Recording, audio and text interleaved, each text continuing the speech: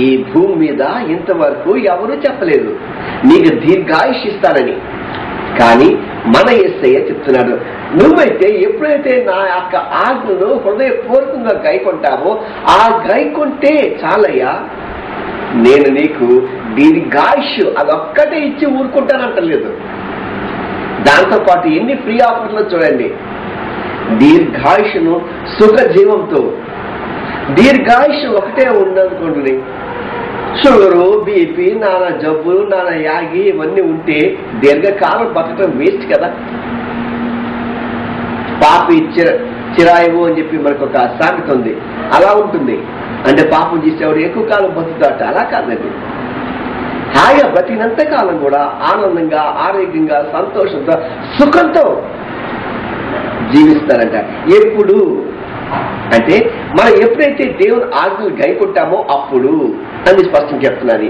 ఈ యొక్క ఫస్ట్ చూడండి, నువ్వు ఎప్పుడైతే నా యొక్క వాక్యాన్ని నువ్వు హృదయపూర్వకంగా గైకొంటావో ఆ గైకొంటే నీ ఫస్ట్ బెనిఫిట్ నీవు దీర్ఘాయుష్ను పొందుతావు.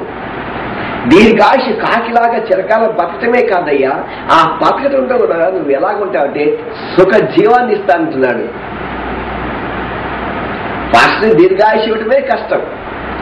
మనిషిని సుఖంగా ఉంచుతాను అని వాగ్దానం చేయటం ఎంత గొప్పతనం అండి. ఆలోచించండి ఒకసారి. మనిషి ఎప్పుడు సుఖంగా ఉంటాడు? నా కర్మ అండి బాబు, నా జీవితంలో ఎప్పుడు సుఖం లేదు అంటే ఈ రోజు ఎక్కడ చూసినా అదే మాట. నా కర్మ అండి బాబు, కర్మ, నాకు జీవితంలో సుఖమే లేదు.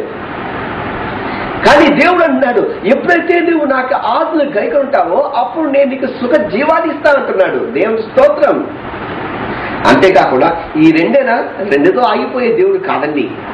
అవి దీర్ఘాయును సుఖజీవితో గడుపు సంవత్సరమును శాంతిని కలగజేస్తాయి. ఈ రోజులో ప్రపంచంలో మోస్ట్ స్కేర్సిటీ ఐటమ్ ఏంటో తెలుసా అండి? పీస్, శాంతి. ఈ శాంతిని నెలకొల్పడానికి అనేక రకాలైన సంస్థలు ఏర్పడుతున్నాయి. యూనిసెఫ్ ప్రపంచంలో శాంతిని నెలకొల్పాలని. మరి ఈరోజు ఎలాగుందంటే ఒక బాబా కానీ ఒక పాస్టర్ గారు కానీ ఎవరైనా సరే నేను యొక్క శాంతి గురించి ఒక సంస్థను స్థాపించాలనుకోండి, వాళ్ళకి ప్రతి దేశంలో కూడా ఫండ్స్ కొదవలేదండి. అప్పుడు మనం కేఎఫ్ ఆల్ గారు చూస్తున్నాం, శాంతి కపోదం అని చెప్పి ప్రపంచంలో శాంతి స్థాపించడానికి అన్నాడు. ఆయనకి ఎక్కడ పదం లేకుండా. అంతేకాదు మనకి హిందువుల్లో కూడా చాలా మంది చూస్తూ ఉంటాం. అబూ మౌంటైన్ మీద రాజస్థాన్ లో ఒక ఆయన ఉన్నాడు. ఆయన కూడా నేను శాంతిని స్థాపిస్తానంటే ఎంత ఫండ్స్ ఎక్స్పార్ట్ చేస్తారంటే వాళ్ళంతా కూడా భారతదేశం కాదు ఇతర దేశాల్లో కూడా ఎంబసీస్ ఉంటాయి కదా, రాయబారి కార్యాలు. ఆ కార్యాలయాల పక్కన వీళ్ళకి ఒక కార్యాలయం ఇస్తారు.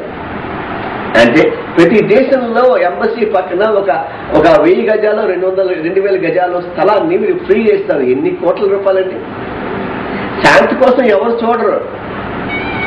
ఇక్కడ ఉండే డబ్బు కోసమే చూసుకొని రకరకాల నిన్న మొన్న చూసాం మనం. మన ఏబిఎన్ ఆంధ్రజ్యోతి వేసిన టీవీలో ఒక ఆయన శాంతి కోసం అని చెప్తే ఆయన విపరీతంగా డబ్బులు దోచేసుకున్నారు ప్రజల దగ్గర. శాంతి అనేది డబ్బులు దోచుకునేందుకు మార్గం అయిపోయింది, కానీ శాంతి అనేది దొరకట్లేదు. Most scarcity item.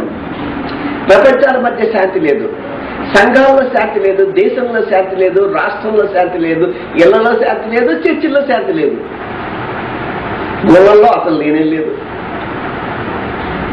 కానీ నా యేసయ్య మనకు ఒక వాగ్దానం చేస్తున్నాడు. అదేంటంటే నేను నీకు శాంతిని ఇస్తాను. హల్లెలూయా. ఎంత గొప్ప మాట అండి. ప్రపంచంలో దొరకనిది, ప్రపంచంలో లేనిది ఆయన మనకి ఇస్తాడంట. ఆయన అడిగేది ఒకే మాట, నీవు నా ఆజ్ఞను హృదయపూర్వకంగా గైకొను చాలు. నువ్వు నాకు ఆజ్ఞలు గైకుంటే చాలయ్యా, నాకు ఇంకేం చేయక్కర్లేదు. నువ్వు ఎప్పుడైతే నా ఆజ్ఞలను హృదయపూర్వకంగా గైకొంటావో అప్పుడు 3 in 1 బెనిఫిట్. ఫస్ట్ ది దీర్ఘాయుష్ని ఇస్తా అంటున్నాడు. దీర్ఘాయుష్తో పాటు సుఖ జీవాన్ని ఇస్తా అంటున్నాడు. రెండవదిగా, మూడవదిగా శాంతిని ఇస్తా అంటున్నాడు. దీంట్లో శాంతి అనేది స్కేర్సిటీ ఐటమ్.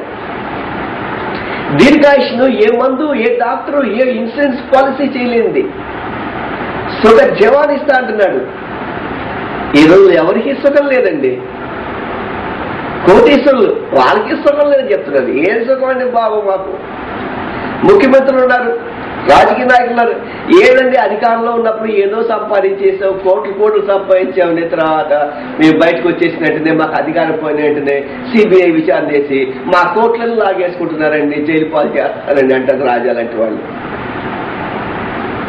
మరి చిప్పకొడితే అసలు గట్టి పెట్టేసింది కదా.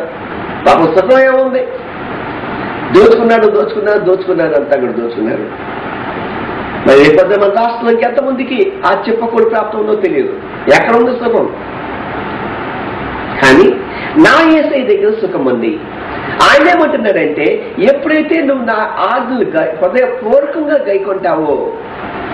ఈ రోజుల్లో క్రైస్తవుల్లో మనం కూడా చాలా మంది ఈ యొక్క ఆజ్ఞని హృదయపూర్వకంగా గైకొంటలేదు. ఆదివారం చర్చికి వెళ్ళాలి, నిజమే. అయ్య బాబు, ఆదివారం వచ్చేసిందండి, వారానికి ఒక్కరోజు సెలవు వస్తుందండి.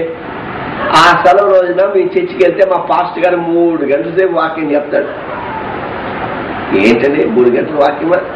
చర్చిలో 3 గంటలు ఉండాల్సిన అవసరమా అని బాధపడే వాళ్ళు ఎంతమంది క్రైస్తవులు లేరండి? మీ బాధ అర్థం చేసుకుని మాలాంటి స్మార్ట్ పాస్టర్లు ఏం చేస్తున్నామంటే, మీ అందరికీ కూడా మేము మినీ మీల్ ఏర్పాటు చేస్తున్నాం. ఓన్లీ 1 hour సర్వీసే. ఎందుకంటే మీకు టైం లేదు, మాకు టైం లేదు. చూడండి ఎంత దౌర్భాగ్యం అయిపోయింది. మినీ మీల్ స్టేజ్ వచ్చేసింది. 6 hour మొత్తం ఒకటే, 1 hour. మళ్ళీ ఆదివారం రోజున మీకు సెలవు రోజున మీరు రకరకాల పనులు చేసుకోవాలి. లాయర్లు అయితే క్లయింట్లు వస్తారు, డాక్టర్లు అయితే హాస్పిటల్కి వెళ్ళాలి, ఈ వేరే రకరకాల ఈ పనులు ఉన్నవాళ్ళు, యూనియన్లో తిరిగేవాళ్ళు, అలాగే వాళ్ళు వీళ్ళ కోసం చెప్పి మార్నింగే 7 to 8 లేకపోతే 8 to 9 1 hour ఆరాధనలు, మొక్కుబడి ఆరాధనలు ఎన్ని స్టార్ట్ అయిపోయాయండి. యథా రాజా తదా ప్రజ అంటారు. రాజు ఎలాగుంటే యథా రాజా అంటే రాజు ఎలాగుంటే తదా ప్రజ అంటారు. ప్రజలు కూడా అలాగే ఉంటారంట. మీరు ఎలాగుంటే మేము అలాగే ఉంటామని పాస్టర్లు చెప్తున్నారు. మరి మీకు మినీ మిల్ కావాలంటే మినీ మిల్ ఆరాధనకే వెళ్ళిపోతున్నారు. ఈ రోజుల్లో ఆదరణ ఎక్కడ ఉందంటే, చక్కగా 3 గంటల పాటు చక్కగా 1 hour పాటు వాళ్ళు పాటలు పాడుకొని, ఒక ½ hour పాటు ఆరాధన చేసుకొని, ఒక 1 hour 15 minutes వరకు చక్కని వాక్యం విని, కానుక కోసం చక్కగా పాడుకొని కానుకలు వేసుకుని వచ్చే ఈ సంఘాలు ఈ రోజు ఎక్కడ ఉన్నాయండి? ఎక్కడో అక్కడ. దాంట్లో ఎవరిని కదిలించినా ఒకటే మాట. ఆ మాట ఏంటంటే, అయ్యో మా పాస్టర్ గారు లాగేస్తారండి బాబు, 1 గంట సేపు వాక్యం చెప్పేస్తారండి. ఈ రోజు చెప్పగల సత్తా ఉన్న వాళ్ళు ఎవరున్నారండి? వాక్యం చెప్పమంటే 10 నిమిషాలు చెప్తే ఫినిష్ చేసి ఆమెనంటారు. మరి అలాంటి అవకాశాన్ని కూడా ప్రజలు ఉపయోగించవట్లే. అందుకోసమే చెప్తున్నా, ఆజ్ఞలు హృదయపూర్వకంగా గైకొనుము, అవి దీర్ఘాయువు సుఖజీవంతో గడిచే సంవత్సరములు శాంతిని నీకు కలగజేయను అంటూ, దయను సత్యము ఎన్నడూ నిన్ను విడిచిపోనీయకము. రెండింటినీ మన జీవితాల్లోంచి విడిచిపోనీయకుండా మనం చూసుకోవాలి. మనం ఎప్పుడు కూడా ఏమి విడిచిపోకుండా చూసుకుంటామంటే, మన పోస్టులు, చీఫ్ మినిస్టర్ గారు ఉన్నారంటే ఆ చీఫ్ మినిస్టర్ పోస్ట్ నుంచి తప్పిపోకుండా ఎప్పుడు రాత్రి పగలు దాని గురించే జాగ్రత్తగా చూసుకుంటూ ఉంటాడు. సంఘంలో ఒక ప్రెసిడెంట్ సెక్రటరీ ఉన్నాడంటే ఆ ప్రెసిడెంట్ సెక్రటరీలే అమ్మో నా పోస్ట్ పోతుందేమో అని దానికోసం చూసుకుంటూ ఉంటారు. కానీ చూసుకోవాల్సింది దానికోసం కాదండి. చూసుకోవాల్సింది 2 విషయాల గురించి స్పష్టంగా చెప్తున్నాడు. మొట్టమొదటిగా చూసుకున్నామంటే దయను.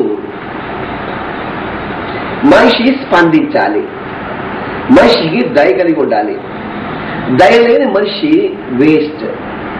క్రియ లేని విశ్వాసము మృతము అని బైబిల్ చెప్తుంది. క్రియ ఏంటి? క్రియ ఏ క్రియలు అని కాదు. అంటే ఒకడు ఆకలితో అలమటిస్తూ బాబు నాకేమీ లేదు చచ్చిపోతున్నానయ్యా అని చెప్పి మొదపెడుతూ ఉంటే, గోల చేస్తూ ఉంటే, యాగి చేస్తూ ఉంటే, కింద పడిపోతే అతనికి లేపి పట్టిన అన్నం నువ్వు పెట్టలేవా? రోడ్డు మీద మనం వెళ్ళిపోతూ ఉంటే ఒక యాక్సిడెంట్ అయ్యి ఒక మనిషి తెచ్చిపోయి బాబు హెల్ప్ హెల్ప్ హెల్ప్ అని కొట్టుకుంటూ ఉంటే జుయ్ జుయ్ జుయ్ అని వెళ్ళిపోతూ ఉంటారు. కానీ ఆగి ఒక్కసారి 108 ఫోన్ చేసి ఆ 110 వాళ్ళు రెస్పాండ్ ఇచ్చి మేము వస్తున్నామండి అని చెప్పే వరకు అంతవరకు నువ్వు అక్కడ కాపలా కాయించి కనీసం నువ్వు చేయగలిగిన సహాయం ఆ చూపగలిగిన దయను నువ్వు చూపించట్లేదే, ఎట్లా? దయను చూపించవలసిన అవసరం మన మీద. బైబిల్లో చూసుకుంటే ఆ రోజున ఆ సమరయుడు పాపం ఒకడు పడిపోయి ఉన్నాడు. పడిపోయి దొంగలు కొట్టేశారు. యాజకుడు వచ్చాడు, శాస్త్రులు వచ్చారు, చూసి వెళ్ళిపోయారు. No time ఐదారులకి. సమరయుడు అంటే ఎవరండి? అంటే సమాజంలో వెలివేయబడ్డ వ్యక్తి. ఆ వెలివేయబడ్డ వ్యక్తి వచ్చి అతను ఆదరించి ఒక కోడుకోల గుడి దగ్గర తీసుకువెళ్ళి అక్కడ వారికి సహాయం చేయమని చెప్పి కొంత ధనం ఇచ్చి, ఈ ధనం సరిపోకపోతే నేను బయట పైకి వెళ్తున్నాను, వచ్చేటప్పుడు నువ్వు ఖర్చు పెట్టినంత నేను ఇస్తానయ్యా అని చెప్పాడు. అలాంటి సమరయుడిగా నువ్వు నేను ఉండాలండి. అందుకోసమే దయను. రెండవదిగా చూసుకుంటే సత్యమును. ఈ రోజున సత్యం చెప్పేది ఎవరండి? సత్యం కంప్యూటర్సే సత్యం చెప్పలేదండి అంటారు. అనకండి, అది మనకు అనవసరం. ఈ సత్యం అనేది చెప్పడానికి చాలా కష్టంగా ఉంది. సత్యం చెప్తే కోపం, చర్చిలో చెప్పినా ఇంట్లో చెప్పినా కోపమే. సత్యం చెప్తే బాధ, గొడవలు. కానీ వాక్యం చెప్తున్నా కదా, దయను సత్యమును చూడండి. చూసుకుంటే మనకి అక్కడ దయను సత్యము ఎన్నడూ నిన్ను విడిచిపోనీయకము. ఈ రోజుల్లో ఈ రెండు మందిగా ఉన్నట్లుగా ఎప్పుడో విడిచిపోయాయి. మాస్టర్ గారు ఎప్పుడు వెళ్తారు ఏంటండి? బాబు బతిమాలుతున్నారు.